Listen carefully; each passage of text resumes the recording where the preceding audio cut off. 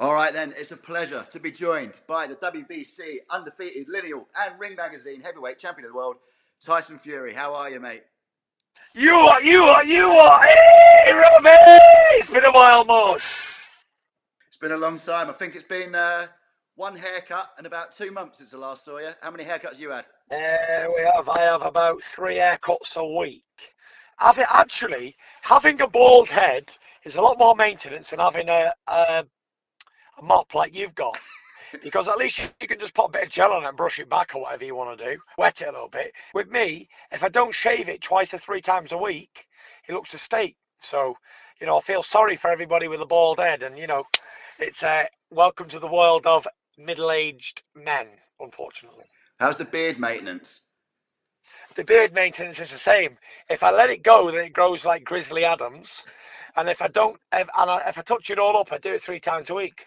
Yes, just keep on top, What's it called? Manscaping? Manscaping, that's the one. Yeah, I think manscaping might. I think that might cover the lower regions as well, actually. Yeah, well, it covers the armpits, everything. The armpits. That's the diplomatic way of putting it. What have you been up to? Where are you at the moment? I'm just at home. I went to a stag do last night in Newcastle. A cousin of mine's getting married, so we had a bit of a do down there in Newcastle. Nice bit of a meal and that. They had a few drinks, and we was in a club thing. The champagne and sparklers going and all that. As me being totally teetotal these days, not touched a drink for a while. Really happy, really healthy, and looking forward to my next fight. Did lockdown help with the teetotal thing? 'Cause I think a lot of people kicked a lot of habits, didn't they, when they were sort of at Yeah, home? not really. I was at home. I was having a few barbecue. I was training 5 times a day, 6 days a week. I was at home barbecuing as well. I was having a few Bud Lights. So I wasn't really the last 2 years or something. Since I made me come back, I've not been the biggest drinker. I've been out maybe 4 or 5 times and a few beers. Don't mix me drinks, and I don't drink shorts when I was drinking. But I thought to myself, you know what? I can have a good time having a Diet Coke and a sugar-free Red Bull or a double espresso. So I don't need the alcohol. So I've packed it in completely now, and I feel a lot better for it, to be fair. Are you pleased to be back in the gyms as well? Because you're training at Christian's gym, haven't you? Your strength and conditioning trainer. You're at his gym now. He's had it all done up with a big mural of you on it. Yes, that's right. Lovely gym, Christian's gym. I've been going over there twice a week, just maintaining on my strength conditioning stuff. Gives me a break and gets me out as well, do a bit of a drive, breaks things up a little bit. Mm. And I've seen you've been taking Big John with you as well. Big John, the Instagram influencer now. Yeah, Big John's Instagram influencer. He's had a count just over a week, and he's got nearly 100,000 followers. So he's doing really well. He absolutely loves it. He's been addicted to it. How did you convince him to do it? Because as long as I've known him, he's always said, "Oh, none of that social media nonsense."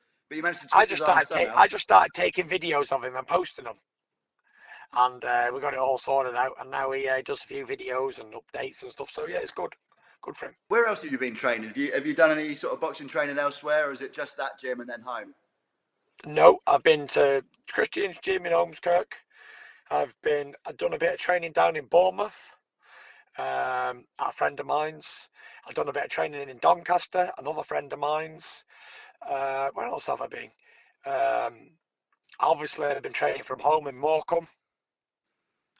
I've been on the road really, doing a bit. Wherever I've been, having a break or whatever. I've done a bit down in Cambridge. Um, Wherever I go, I train. Hmm. So I've been getting it in, putting the work in, keeping my weight down, keeping focused. And that's it really. Been looking forward to watching the live boxing again on the TV and the live sports and the football and that.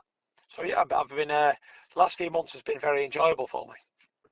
Well, let's talk about some of that boxing on TV last night. I know, obviously, you had an interest in the fight over at the Matchroom HQ. Dillian Whyte against Povetkin.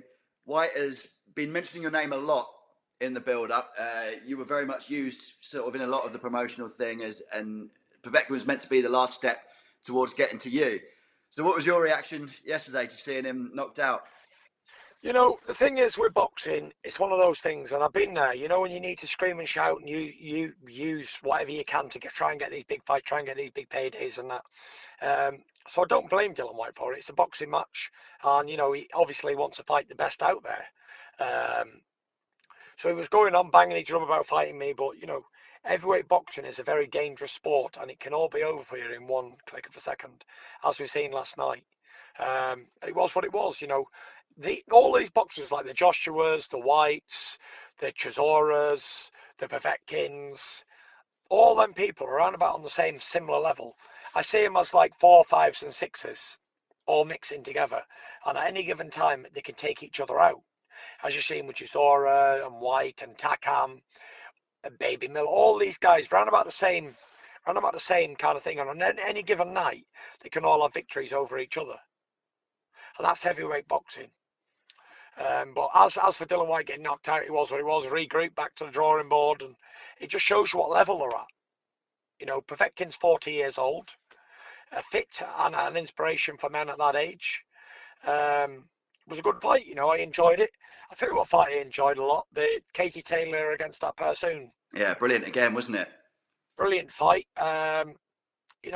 Sometimes in boxing, the decisions are very iffy, and it causes a lot of stink and a lot of heartache as well.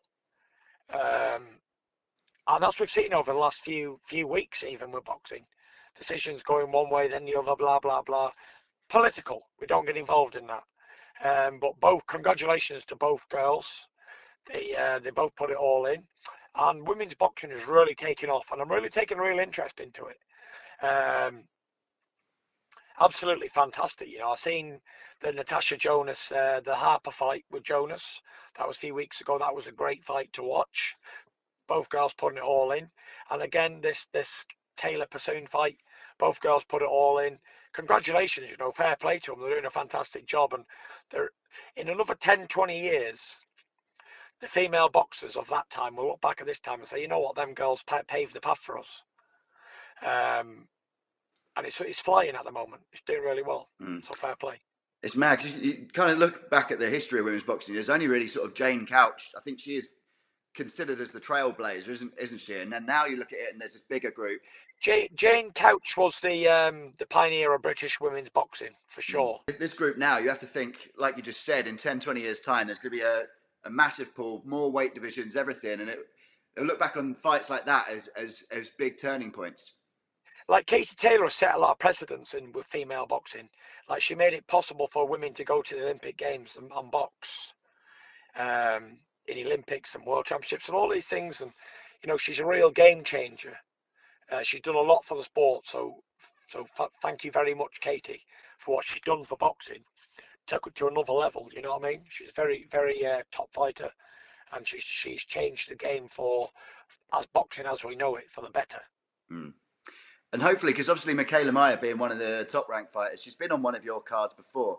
I know she sometimes gets in sort of social media beefs with a few of the women over here. I know Terry Harper in particular. So maybe you'll get to have a women's title fight on one of your cards soon. Well, hopefully that'll be the case. There's been a lot of good fights happening recently with the girls boxing, and it's been good to watch. So maybe we'll get a big unification fight on one of my undercards soon. And so back to that White fight. Obviously, the result, it takes away, what's the best way of putting it? It takes away a hurdle for the AJ Fury fight. There's already, obviously Wilder 3. AJ's got his fight against Pulev. There's already enough in the way. And I think if White had won, there was an extra thing with the WBC. So are you pleased to have that sort of list of things in the way of that super fight reduced a little bit?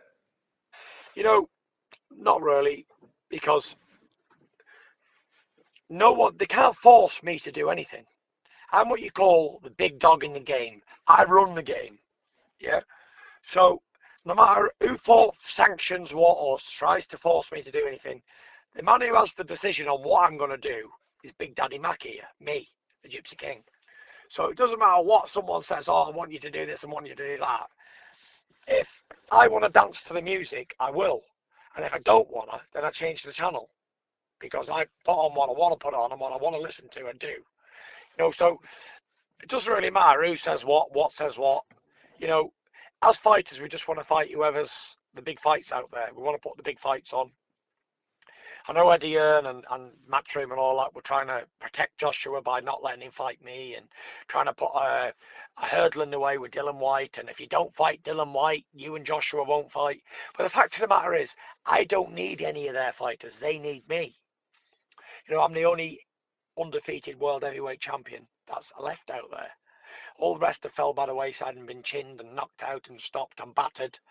So, they need me. I'm a standalone Gypsy King giant, ruling the division, ruling the roost. So, I don't need any of them. I don't need any of their money. I don't need what they can bring to the table. But, for the fans, you want the biggest fights possible. And the biggest fight out there now is me and Joshua. So, let's make it happen. Stop running away. Stop making excuses. Put your nuts in your handbag and let's get to fight. It is what it is. It's a boxing match. You're going to win some, you're going to lose some. They've got nothing to lose. They've already been knocked out and beat. I'm the only one who's got something to lose. That big zero that I'm carrying around with me. So, but I don't overlook people. As you seen last night, you overlook fighters, you bang on about other fights, you get chinned. For me, I just want to concentrate on Deontay Wilder, the most dangerous fighter on the planet history's ever had. Get past that first. That's the only thing I'm looking at. The other fights I don't really care about at the moment. Not interested that much. Because I know Deontay Wilder is the most dangerous heavyweight out there, by far. And where do you think that fight's going to happen now? It looks more and more likely that, boxing is going to continue behind closed doors for a while. And you've said a million times you'll have a fight, wherever. You'll have a fight in a back garden or a car park or whatever. You don't really care. Where do you think that will end up being? Well, I'm not too sure because the way things going on with the world pandemic, I don't know what's happening. But I know they're looking at Las Vegas, Singapore, Saudi Arabia, China. They're looking at some places. So the promoters, they get paid to do a job of promoting a fight in certain regions. So let's see if all the guys put their heads together and see if they can make the fight. There's enough of them doing it. They're all putting their minds together to make it work. And I'm sure they'll do a good job. And seeing all the boxing that's happened now, has that got you, firstly, has it got you more motivated in your workouts and stuff? And second, has it got you really itching to get back in there? Not really, I'm motivated enough. As you can see, I'm in good shape and I'm in good spirits and I feel good. But it's lovely to see the boxing back on the TV. I'm really happy that live sport's back, even with the football, with the Formula One, with everything. I'll be watching the Champions League later. Yep, on BT Sport. Watch it official on BT Sport. Oh yeah, of course you would have been watching the Man United game the other night though. I did. I thought United played really well, to be honest, but they were just beaten by a better team on the night, and that's just the way it goes. Seville wanted it more. They gritted it out more, and they had the opportunities and took it. United had a lot of opportunities. They could have scored maybe 8 goals, but never ceased the moment, and it is what it is. It's football. It's not boxing. There's always going to be another chance. It's looking pretty bright for the future for the Man United team, though. A lot of youngsters. A lot of youngsters, a lot of good kids coming through, a lot of talent. So yeah, going forward next season, I think we're in a good shout. We're doing really well in the Premier League. Although to finish third was an absolutely fantastic achievement to where we was at the beginning of the season. Yeah, I can't believe it really. I look at the table now. I can't believe we finished where West Ham didn't get relegated. Yeah, it's mad, isn't it? Speaking of young talent coming through, I've seen you tweet a couple of things and post a couple of things about Daniel Dubois. He's fighting next week. There's also been a lot of talk in Frank Warren's Queensberry and Matchroom talks, the challenges he's laid down, basically. He really wants that Dubois v. Whyte fight. Well, that ain't happening anymore, is it? I see Daniel knocking him unconscious like Povetkin did. Yeah. Too young, too big, too strong. Are you looking forward to seeing that? Because I think he's got a new opponent, Ricardo Snijders, on yeah, Saturday. I don't know what happened to the original opponent. That was going to be a tough fight. That the guy who was fighting the Russian guy, the Uzbekistan guy, whatever he was called, I can't remember. He was a well experienced amateur boxer and fought everybody, and he was unbeaten. That'd have been a real test for Daniel. But I don't know what this Snijders like. He's Dutch.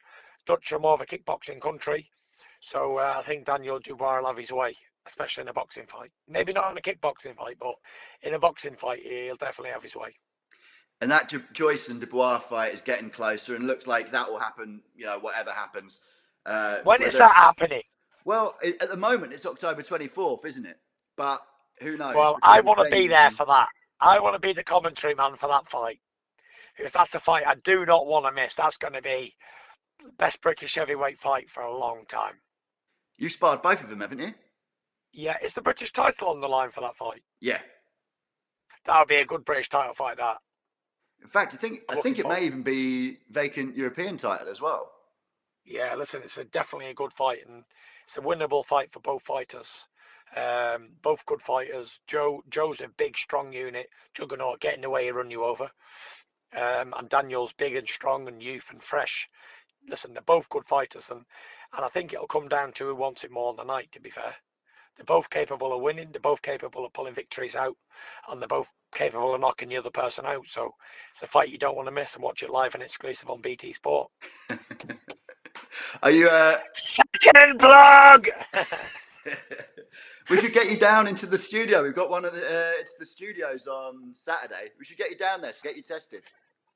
Who's fighting Saturday? Oh yeah, Dubois, isn't he? Dubois. Who else is on that bill? There's a really good Sonny Edwards fight as well. Yeah, I like watching him. He's entertaining kid as well. Sam Maxwell versus Hughes. Which Hughes is it? Is it Joe Hughes? Yeah.